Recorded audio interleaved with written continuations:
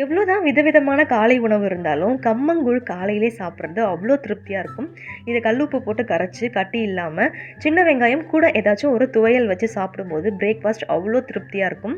So இது செய்கிறதுக்கு பார்த்தீங்கன்னா புளிச்ச மாவு, அதாவது இட்லி மாவு இருக்குல்லையே, அது ஒரு கரண்டி ஆட் பண்ணிக்கிறேன். கேழ்வரகு வந்து 1 டம்ளர் ஆட் பண்ணிக்கிறேன், கேழ்வரகு மாவு. ஸோ கம்பு பார்த்தீங்கன்னா இந்த கால் படியில் 1.5 படி, அதாவது 1 டம்ளர் கேழ்வரகு மாவுனா 3 டம்ளர் வந்து கம்பு நான் ஆட் பண்ணிக்கிறேன். கம்பு நல்லா க்ளீன் பண்ணி வச்சுக்கோங்க. கேழ்வரகு புளிச்ச மாவு கூட லைட்டாக கல்லுப்பு போட்டு ஆட் பண்ணி மிக்ஸ் பண்ணிக்கோங்க.